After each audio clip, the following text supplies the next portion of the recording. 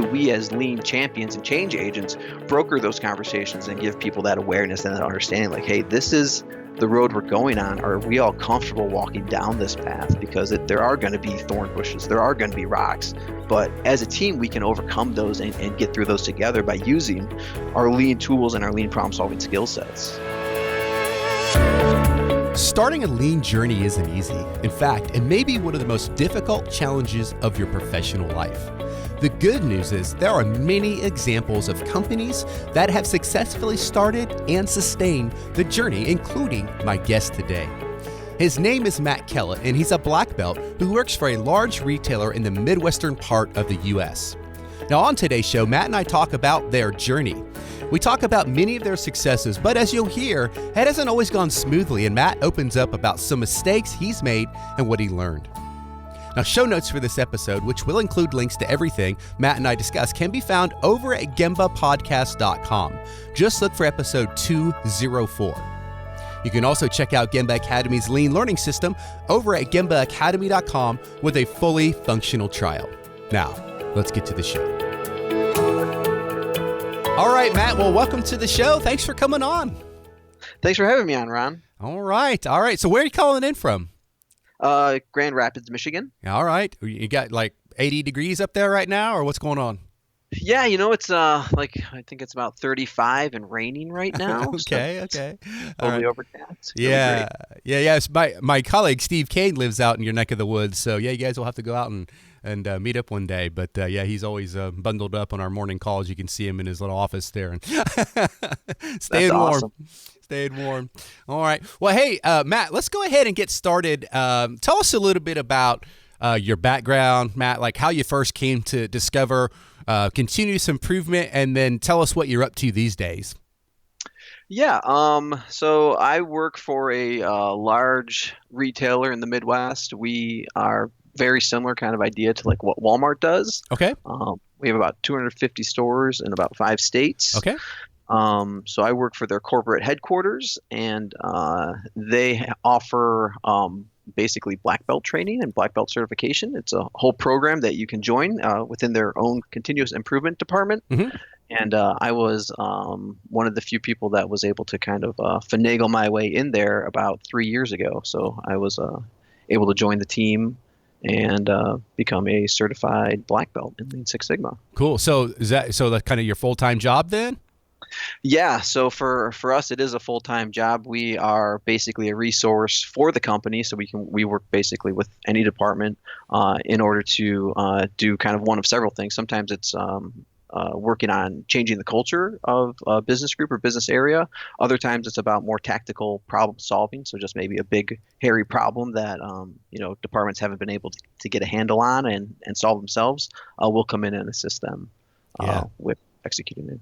Determining root cause and figuring that solution out. So, yeah. Got it. All right. Well, before we get going, I'm curious if maybe you have a favorite quote that you want to throw out there. Yeah, I think quotes to me are I think a great vehicle to kind of describe the current scenario that you're dealing with. I think there's always a quote for any sort of given situation. The quote that I always kind of cling to and keep close to my heart is it's not about you, it's about them. This was kind of shared with me kind of maybe not quite at the very beginning of my journey, but kind of as I was struggling with kind of understanding like what is my purpose as a continuous improvement leader? How do I lead others down the path of continuous improvement? Is it something that I'm doing for my own good, or is it something that I'm doing to really empower and enable other people? And it's kind of funny because as you dive deeper and deeper down the continuous improvement Lean Six Sigma rabbit hole, you start to realize there's a whole body of knowledge out there about respect for every individual and Shingo principles about leading with humility and for me it's not about you, it's about them. Always just kind of help center me and bring me home to the fact that this isn't my story, my journey anymore as much as it is how can I help the people that I'm working with to get to the place they need to be to better themselves. And by bettering themselves, we kind of see that helps better the company as well. So yeah, Yeah.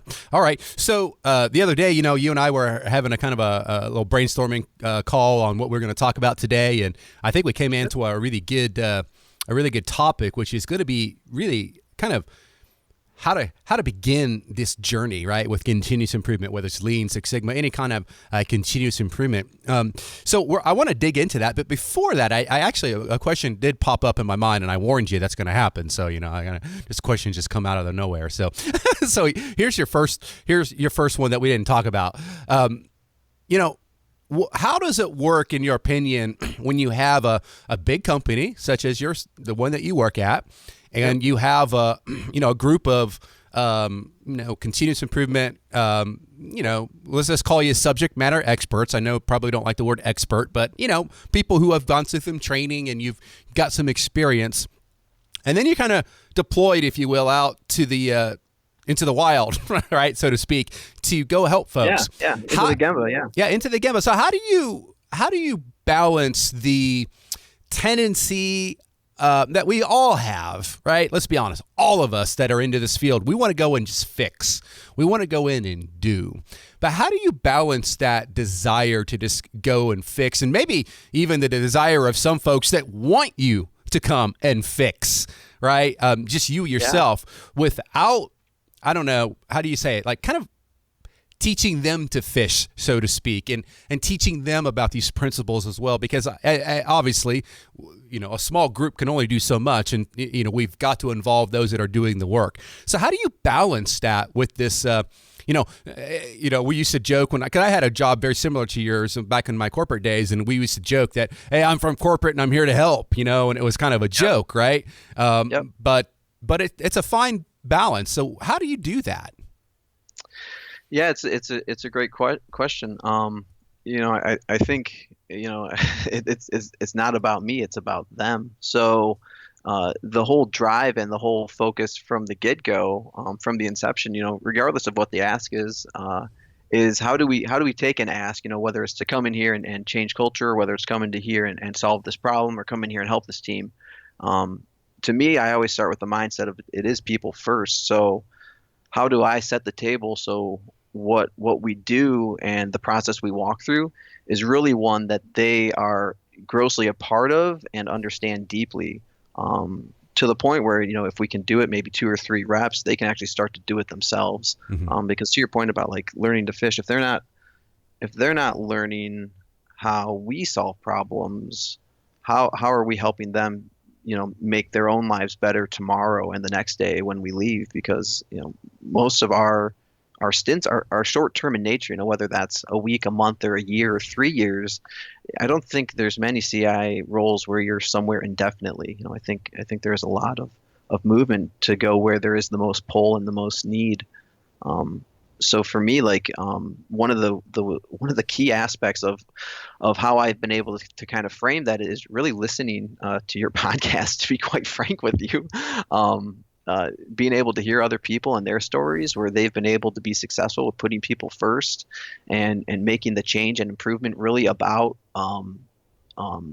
really kind of to impact their lives for the better. That's really kind of what I found in this whole journey of my own, is like that to me is really mostly my calling, is like, how do I really help other people in a sustainable way where it's not just a one-time random act of kindness, but it's more of a system and a systematic approach, a systemic approach to instituting change in the Gemba, as well as change within the person, which is, that's where things get really crazy and really dynamic. But that's where, that's my wheelhouse that I like to play in and have a little fun with. So love it. All right. So let's talk a little bit about kind of beginning that journey, that journey with Lean.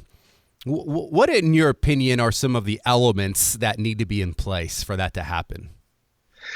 That's a great question. I think ultimately what needs to be true, or needs to be built up so it can start to become true, and there's some clarifiers there that I can kind of build on later, but ultimately I think you kind of need pull. I think there's ways to kind of get pull and to prime for pull, and within that pull, ideally that pull is kind of coming from somebody at a high enough point within that organizational structure where they can start to kind of take on that sort of, I think in kind of DMAIC terms, we look for a champion, quote unquote. Hmm. From my personal experience, I think it's been hard to kind of find a champion that meets the operational definition of all the behaviors and characteristics of what a champion is supposed to do. Most of the leadership in my organization, they're still learning kind of what lean is and how can lean help them. So there's still a bit of a buy-in process that has to occur. So we don't get kind of this straight like, hey, come in here and change us and let us become lean operators and really lean us out so we can be best in class. It's more like, hey, can you come in here and kind of work your magic to make things a little bit better, and then we'll kind of see how it goes. If what I say is true, like, because as all of us who are in the field of continuous improvement, like, we start to understand and know that, like, things that are counterintuitive, like one piece flow, or Kanban, or even something as crazy as like A3 management, right, where you're kind of testing hypotheses and doing this plan, do, study, adjust sort of thing. We know those things work. Like, we have kind of benchmarks across the industry. We have networks like this one that like Gemba Academy that we can hear from other subject matter experts to kind of see like, hey, this stuff really does work. For people in the operation, I don't think they had that their trajectory really crosses these lines very often. So to be that ambassador, you kind of have to kind of lay a foundation with them and say, hey, kind of here's what we can do, and here's what what we want to take an opportunity to work with your people on. And the whole time we're kind of priming these ideas around like, hey, what are the behaviors of good leadership? What are those principles of leadership? And that kind of throws back to this idea of Shingo principles. And what kind of organizational structure are we in? Are we in one of traditional management where there's bosses, or are we in one where it's servant leadership? Somewhere we exist on the scale within those two axioms and two extremes. And in lean, it's very nuanced, because we are always kind of driving towards that servant leadership sort of model. And not every organization is understanding of that, and there's some friction that can build. So for me, kind of the elements that help us to get organizations lined up to actually kind of start this journey and start to undertake this is sort of conversations and really the transparency around like, hey, here is the journey that you're asking for, right? You're asking for like really wild and crazy results. Like, you want really awesome metrics and really awesome returns and really fantastic results and delighted customers, right? So I can help you get there, but here's kind of the way that we do it. Here's how we do it. And I start to kind of roadmap out with them and show them kind of firsthand, like, here's how we're going to get there. We're going to do that by empowering your teams to make decisions. We're going to do that by making sure that your leaders operate on the same standard, whether that's using something like coaching kata, or whether that's something that's a little more nuanced where, hey, maybe it's just leader standard work. Like, what is it that we really want our leadership to be doing? Do we want them to be kind of in the details of every single part of the operation and literally trying to move every single wrench and turn every single nut, or do we want them to kind of really be above the operation and start to streamline and start to directionally determine where to go? Within that direction, kind of the first stop on the journey for me, and I think it's been an interesting learning. It's actually one of the people you're a big fan of too is Simon Sinek. Starting with why. Yeah. We've gone out and actually part of our startup phase is to sit down with the people who really run the business and the operation and map out with them like, what is your vision?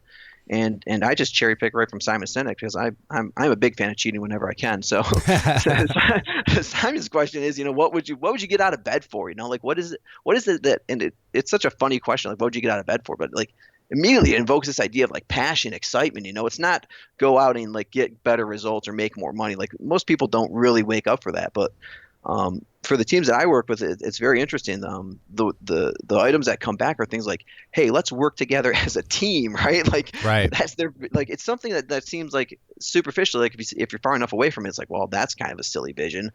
But when you're in the meetings with these people and you can see their body language and their behaviors, and you start to see like, man, it's uncomfortable for them to like even talk about like, what is a vision? It seems so soft and so ephemeral. But then we get going and we start kind of get those creative juices flowing, and they're like, yeah, what? This is what we want. We want to work together, and we kind of do a thing at the end where we say, hey, is this something you would sign up for? Would you really like burn calories and put effort towards this? Because these lean journeys, and that's the other transparency part that goes into this. They take you as an organizational leader. You have to kind of be willing to step out of your comfort zone. So, how do we as lean champions and change agents broker those conversations and give people that awareness and that understanding? Like, hey, this is the road we're going on. Are we all comfortable walking down this path? Because there are going to be thorn bushes, there are going to be rocks. But as a team, we can overcome those and get through those together by using our lean tools and our lean problem solving skill sets. Mm-hmm. So, Mm-hmm. so that's Okay. So what I'm hearing is, you began that section with the topic of pull, that we Yep. high level organization or someone high level within the organization, wanting to get better. Now they may or may not have the, let's say, skill set or the background or experience or whatever to, like you said, step in and that initially as that champion. So it sounds like you're actually doing quite a bit of leadership development, if you will, with that senior level folks before you worry about doing anything else. Am I hearing that right? yeah. I mean, I guess I would characterize it as maybe more level setting. I think leadership development, that term implies like they aren't able to lead. I think it's more just level setting to say, hey, we're going to ask that everyone leads in a slightly different direction or a slightly different way. Yeah. Yeah. Okay. Yep. Cool. So what happens if, have you always had pull when you've gone into an area, or is there ever any pushing on your end? Oh yeah, we've done the push before. Yeah, for sure. So talk about that. Because if someone's listening to this right now, rolling their eyes, they're like, yeah, that's awesome, Matt. You got all these senior guys pulling you in. I can't even get anybody to return an email, or whatever, so. Yeah, no, and that I think is, I think there's kind of two topics to distinguish. One is like eventually you will get pulled once enough people understand kind of how lean can help them. So that's kind of the good silver lining there. At the forefront, I think what we typically have done, and I'll jump on your question about push in a second. What we typically do is prime for pull. So we'll sit down with leadership, and I've actually had the chance to broker a conversation between our merchandising team and our self-manufacturing team to say, hey guys, I initially got brought in kind of to look at a project or a singular problem, like a very focused, scoped, narrow problem. And within that, there appeared to be this larger opportunity around like, hey, how do we work better together organizationally from merchandising to manufacturing? And what I did is I kind of just got with senior leadership and said, hey guys, here's kind of the opportunity I'm seeing. Do you guys feel like there's an opportunity here? Like, going back to Shingo principles of seeing reality, I'm very respectful, but also kind of very try to be very, very honest about what is the reality I'm seeing. Like, there's very tense relationships. There's kind of,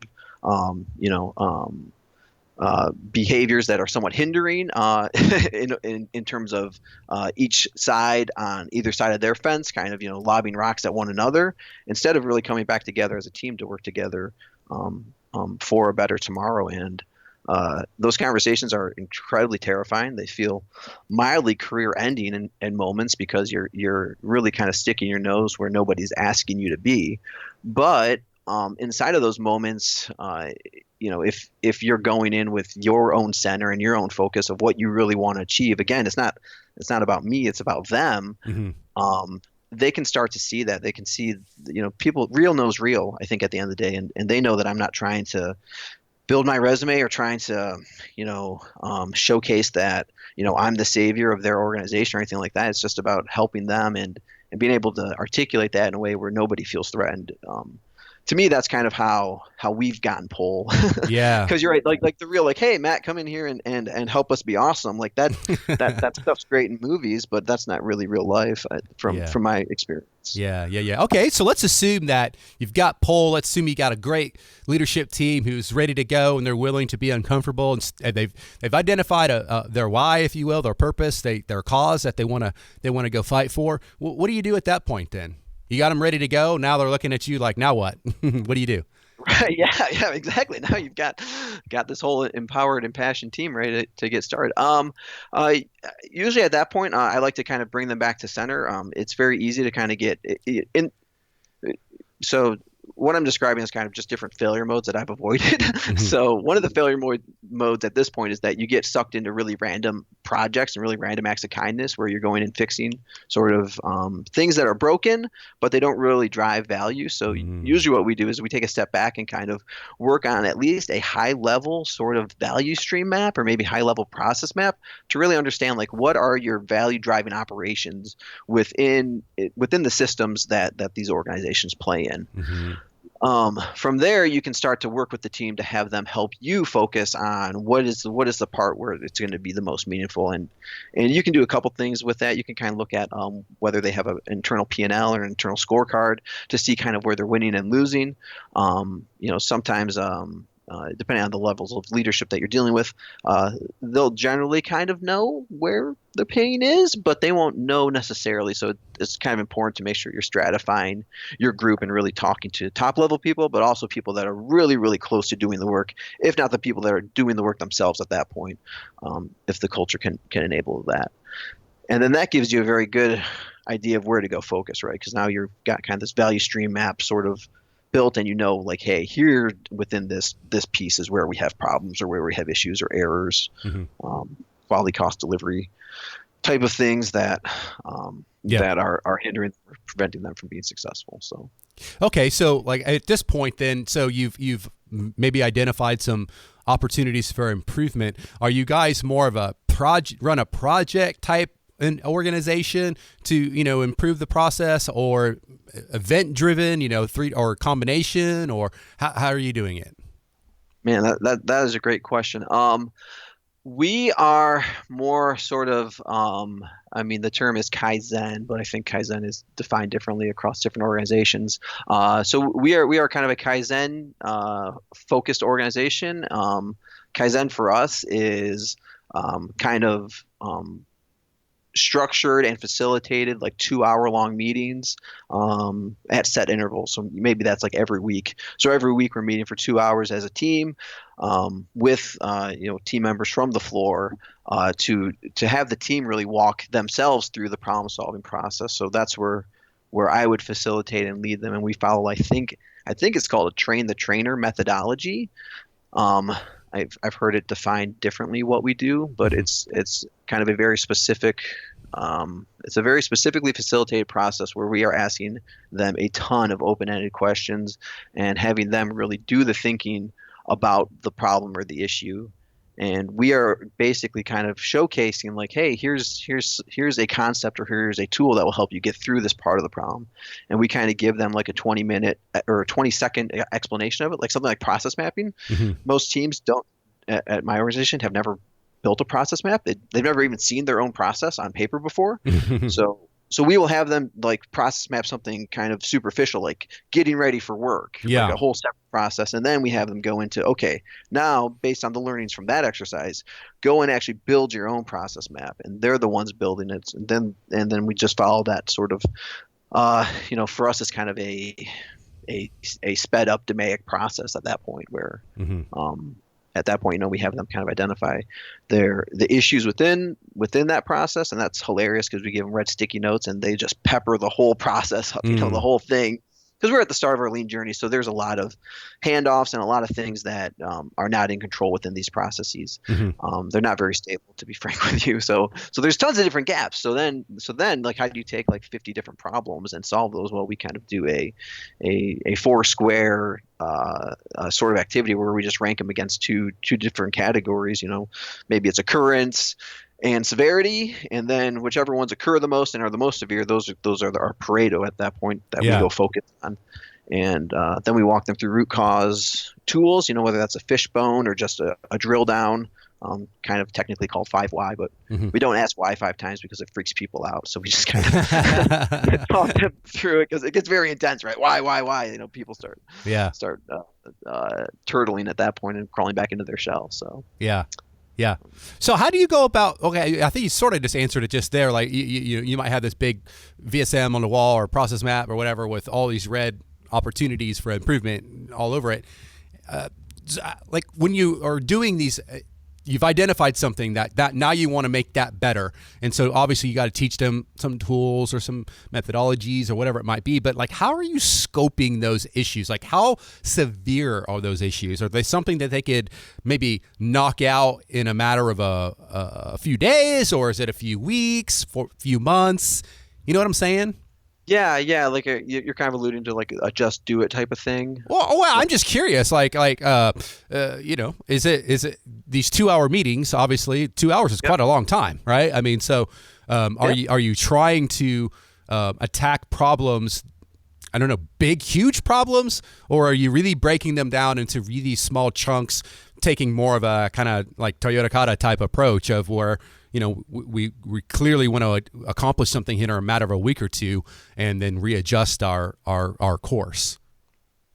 Yeah, that's so historically we've kind of have done more of a prescribed sort of solution, like a quick solution identifier type of exercise where we're looking for something that's managed within scope. So to your point, like we have in the past said, okay, let's find something that we can kind of knock out of here within 2 weeks, and we've used that as a criteria. Mm-hmm. We've kind of moved away from that because it's not where the team's heart is at. Like the team, like we let them kind of self-direct and self-drive where they want to go focus. What I do is I just serve as guardrails. So if they're trying to solve world hunger, I will throw the red flag and be like, whoa, does anyone here really feel like we can actually get this done?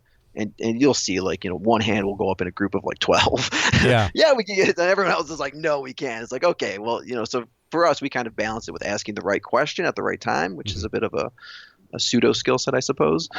And that allows us to kind of get back to center to say, okay, what do you guys really want to focus on that we feel we can impact? Because there's other problems too that they're just not really within your wheelhouse to change. If you're getting like really bad inputs from maybe a different business area through their process, those kind of changes are much more long term. Like we identify them and we'll set up an action committee to go figure out, okay, maybe that's a separate project then that will Kaizen and action out. Cool. But for our focus in this value stream map activity on this process, we keep them moving forward with things that they feel that they can bite off and chew, that they feel are going to really impact them in a positive way. That way it's not me giving them the quick win or the quick win or long-term win or whatever. They're the ones getting their own wins. And they see that at the end of the day, they picked what they fixed. Mm-hmm. So that's always a cool feeling to to not be steered so much into a single corner of what's wrong with your process. So I'm going to wrap this section up with a fastball, and I'm going to ask you a tough question about maybe related to maybe a failure or something that you had to learn from, maybe hurt a little bit. But before we do that, I want to make sure I don't cut you off. Is there anything else that you want to share with the listeners as it relates to, kind of beginning this journey and getting some traction? Is there anything else? Yeah, I think kind of the one thing that is always clawing at the back of my mind is it really is about how, as a change agent for continuous improvement, how you're connecting with the individual people that are on the team. I think it's easy to kind of lose sight of the fact that we're here for a purpose, so we are very purpose-driven individuals already, being in CI. I think it's easy to kind of maybe not run over other people, but kind of be dismissive of their opinions or blame the person for why they can't get on board with making change. There's always that story. It's like, well, out of 90 out of 100 people, 98 or 99 are going to be great with the change, and that one person is just not going to be good with it, and it is what it is. We just got to move on without him. I think, to me, that's not, I don't know. My experience has been is that person is just horribly misunderstood and probably a victim of the bad process that you're trying to fix. Yeah. And they don't know what to make of your involvement. They don't really know who you are. They don't trust you, and they might make your life very difficult for the first couple meetings, for the first couple months, for the first year. But what we've seen is, like, the more that we kind of work to understanding where that person's coming from and like what their perspective is, the more successful we are as change agents with getting them to kind of see a different picture or maybe a bigger picture than what they're locked onto. We've had really kind of great success stories with people that are like the biggest stalwarts, like, there's no way they're going to change. And everyone has a sort of version of that story, I think, on their CI journey. But for us, it's definitely been like, we have the detractors who kind of, the light bulb goes on and it's the aha moment. And then we have the people that are just, basically out to destroy the world. And we managed to also bring them along and get them to see the light. And now, are they going to be your number one fan at the end of this journey? Maybe not. Maybe that's not their personality, but that's also not the requirement. The requirement is that we don't leave anyone behind. So We for used, me, that's where, we used to call them yeah, cave people, citizens against virtually everything. yeah, yeah. Yeah. Yeah, and I think it's easy to kind of like write them off and be like, oh, you know what, our process works. They're the ones that are the problem. But to me, that line of logic is no different than like what people are already saying about that person. Like, Right. that's no different than what got all the people in this process where they are today. Because for most organizations, they don't see the problem with the process; they see the problem with the people. Yeah. So I think the more that we can lead and showcase and show people like, hey, it really is your process that's the problem. And even the people that have a problem with my CI process, right? Like Hmm. that's okay. Yeah. That's okay. They don't need to be part of the means. They don't want to be they don't have to be part of the means, but I'm also not going to forget about them and write them off and say they're a lost cause. It's, they're Yeah. somebody that just maybe needs a little bit more time or a little bit more Yeah. um Well, a our little back, bit back on the respect for people side. I mean, I found that if you had a so-called cave person who seems extremely against and negative, if you can find an opportunity to really understand and talk to them privately about why that is and really get at it. I mean, there can be some, deep wounds, even outside of work or whatever that cause that yeah. person to behave the way they're behaving. And if you can find a way to kind of overcome that, gosh, what I found personally is the folks that are super resistant, or, you have the person in the back of the room with their arms crossed on day one, Yeah. they end up being the horsepower of the movement, when you can turn their heart right towards improvement. So Yeah.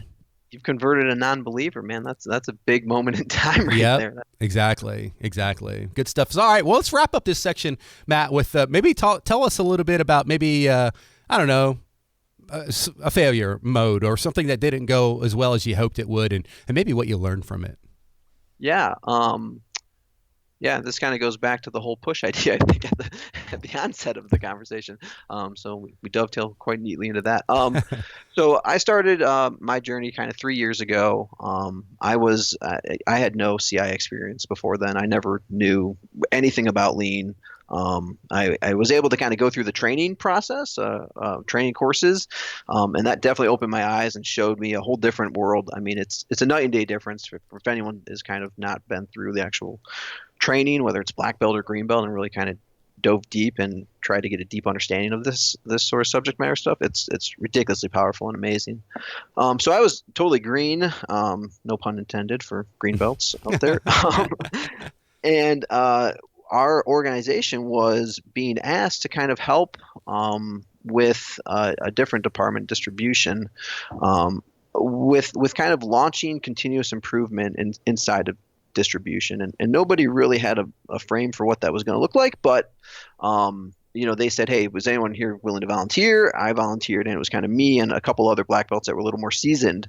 Were kind of the tip of the spear, so to speak, following a master black belt and his plan for how to really execute continuous improvement inside of a very large organization. Our distribution network is incredibly massive. What what we learned on this journey was it's very easy to kind of get caught in the trap of igniting like really really passionate fires in people to go fix things. Like I think in some cases like that part of the journey can be actually almost super easy if you're not careful.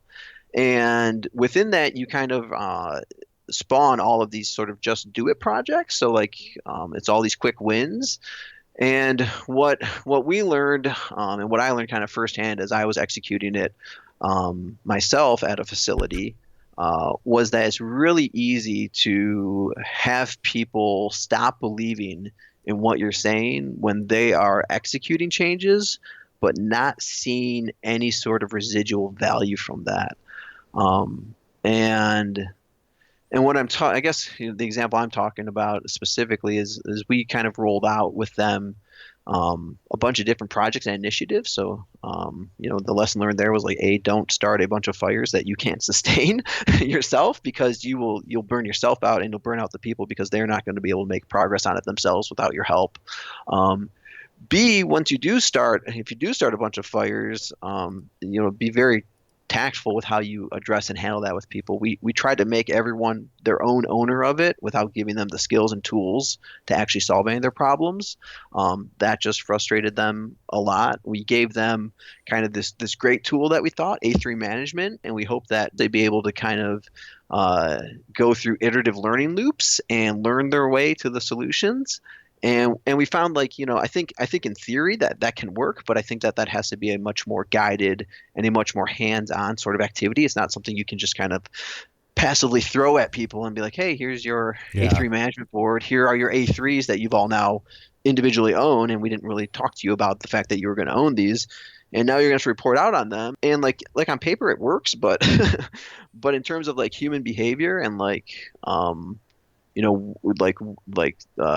how quickly people are able to trust and actually believe that what you say is true, especially, in terms of the fact that we are changing culture. So there's already kind of an inherent lack of trust maybe baked in a little bit. It really created this giant chasm and vacuum where now we've done exactly kind of what we don't want to do. We've just empowered a bunch of people to make change, kind of showed them that making change is really hard, and now we're not really going to be there to support them through that change, because our resources were changing, and we were shifting people all over the place to solve different fires, and it got bad enough where I actually had to walk away from the facility I was at, which was a huge failure for me personally. And then they ended up, of course, not really liking this idea of continuous improvement.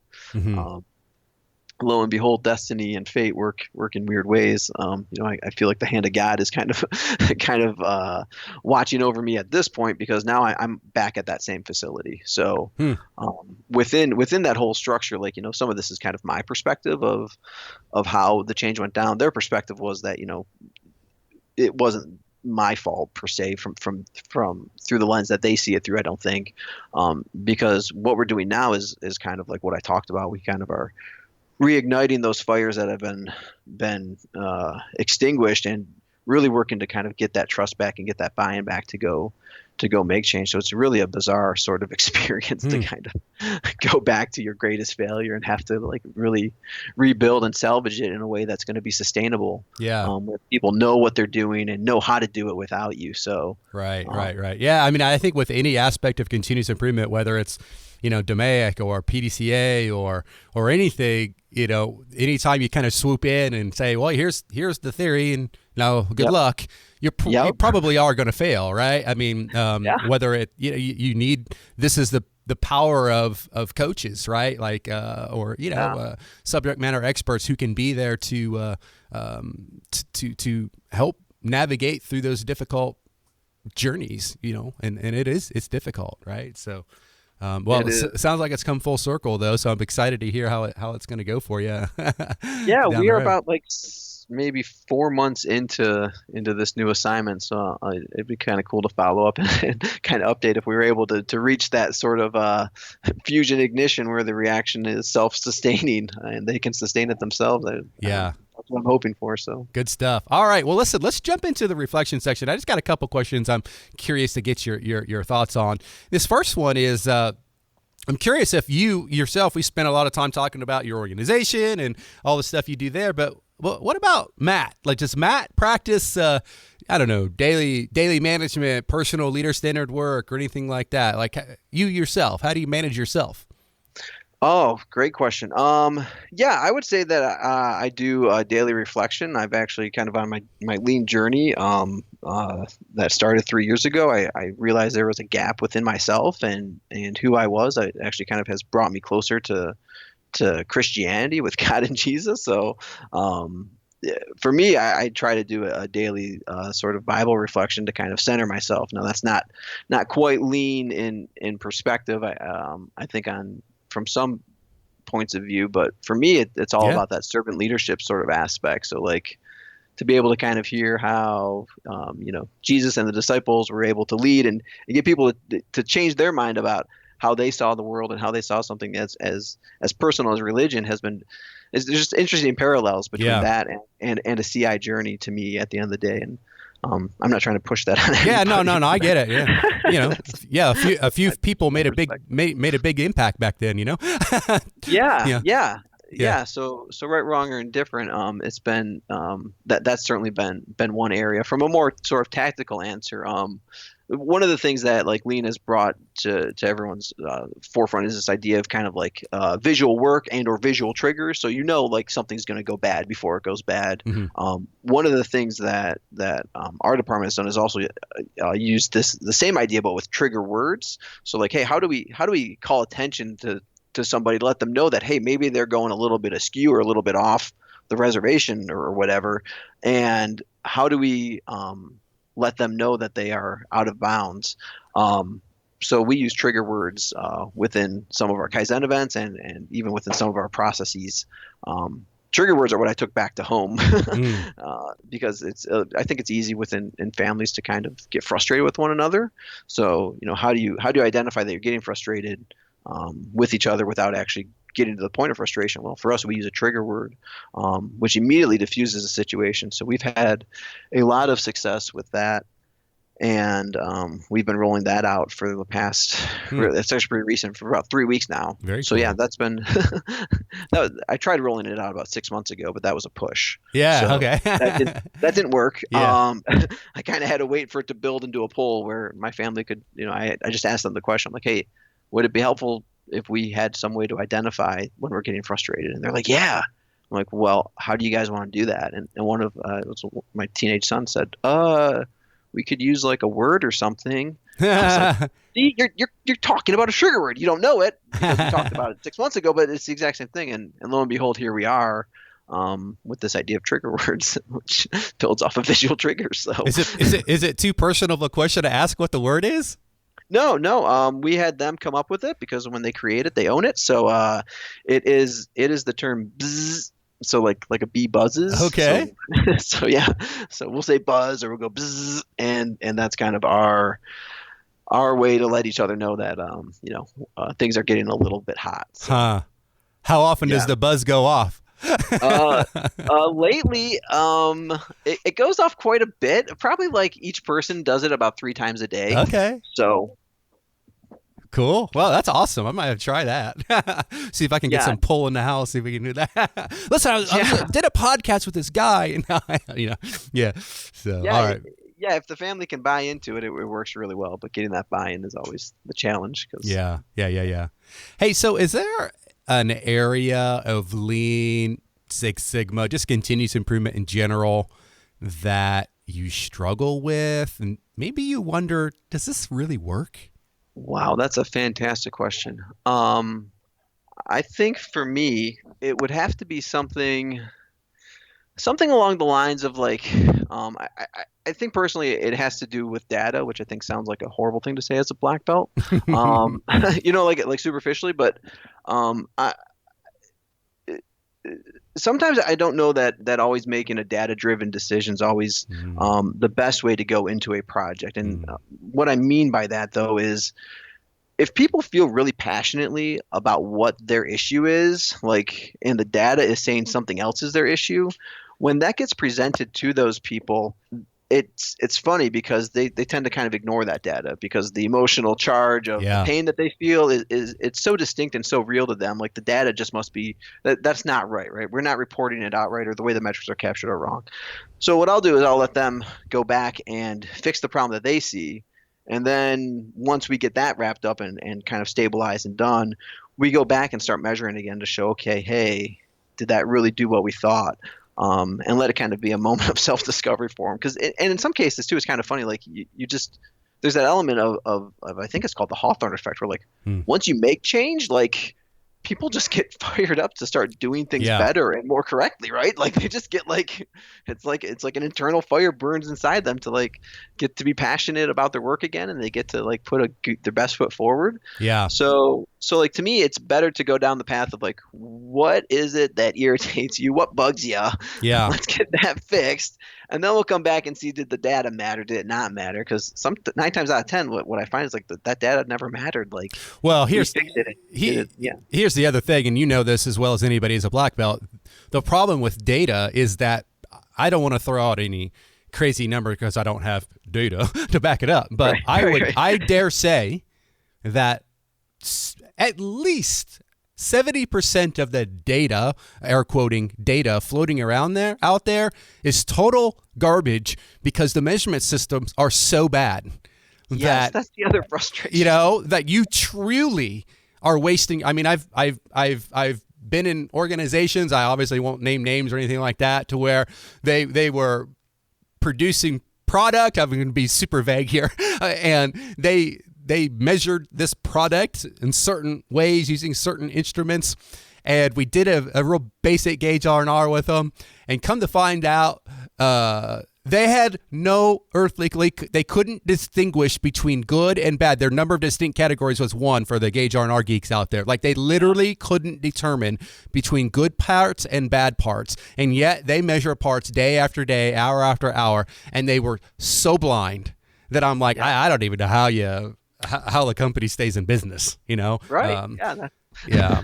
So, so data, I think good data is really important, obviously, but unfortunately, so much of the data floating around there. So that's the takeaway. People, go do gauge R&Rs on your machines or on your measurement equipment, because I bet you're not doing a very good job. Just put it that way. Super passionate about MSA and just good measurement systems. MSA is huge. It's so funny, and for anyone who's listening who has like great data that they can draw accurate conclusions from, you are rock on, baby, rock on. Yeah, you're in utopia. Enjoy it. So no, but I think it's a great point, and especially we pick on our, I'm a Six Sigma guy as well. I mean, I actually cut my teeth with it many years ago, and there is a tendency that we can get lost in our mini tab, man, get off the mini tab, dude, and go out to your gemba and go observe, because that's the truth, man. The truth is not inside mini tab, it's out there on the shop floor.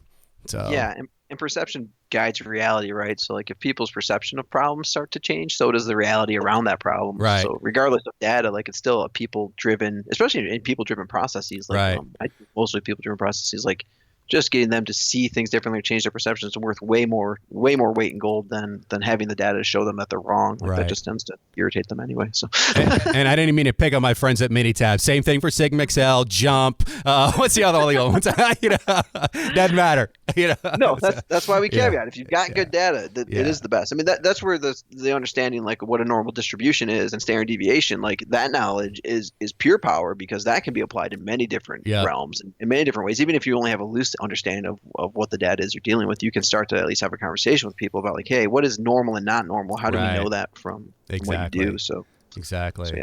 Yeah, we're getting way too geeky here for this. All these lean guys are like, what the heck? Quit talking about gauge R&R. Oh, man. Yeah, that's good stuff. All right. Well, hey, man, I've had a great time chatting with you, Matt. It's always fun to talk to, as I say, kind of practitioners who are out there making it happen for real on a day-to-day basis, and really appreciate folks like you who are out there making companies better and people better. So keep up the good work, and thanks for taking time to come on to the show. Hey, thank you so much for the opportunity. Thank you and your team kind of behind the scenes that's doing all the work. So thank you so much. For sure. All right. Well, hey, any final words of wisdom, anything that you want to leave folks with?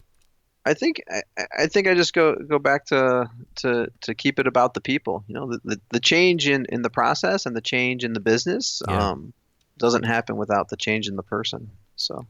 And measurement system analysis. Go do that too. Right? You want an eye-opening experience. Do an MSA with the gauge R&R, and you'll be horrified probably. Yeah, but, good stuff. It'll be great learning. So. Hey, how can people connect with you, Matt? They can connect with me via email at matt@cibusinessgroup.com. Mm-hmm. Okay. Are you LinkedIn guy, Twitter guy, all that kind of stuff, or? Yeah, and then I'm on LinkedIn. You'll see I don't have much of like a presence on LinkedIn, because Now you don't, but on all the listeners, pummel your thing to connect with you. Yeah. All right, I guess that'd be the other thing too that I would leave with. If anyone just wants to really just kind of talk through what they're doing or what their approach is, I've got kind of a unique skill set in terms of how to understand and connect with people, maybe on a different or atypical way than what kind of we are traditionally taught. So for me personally, like if there's any way that I can help other people be successful with what they're doing, I always look forward to those sort of opportunities, because those are the things where, like, if you don't have like a person that you can bounce ideas off of, it becomes very difficult to discern if your idea is a good idea or a bad idea, because it's just kind of sits in this vacuum of being a concept. So give your email one more time. It's Matt, M-A-T-T, at cibusinessgroup.com. Okay, cibusinessgroup.com. All right, we'll put it in the show notes as well. Folks, you can find that at gembapodcast.com. This is going to be episode 204. Yeah, 204. So go check it out. Matt, thanks for coming on. Hopefully we can meet up face-to-face at a conference or something like that this year. And if I'm ever out in your neck of the woods, we'll definitely swing by and say hello. Cool. Thanks, Ron. All right, you take care. All right, you too. Thanks for listening to the Gemba Academy podcast. Now, we invite you to take a no-strings-attached, fully functional test drive of GembaAcademy.com. Gain immediate access to more than 1,000 Lean and Six Sigma learning resources, all free of charge, at GembaAcademy.com.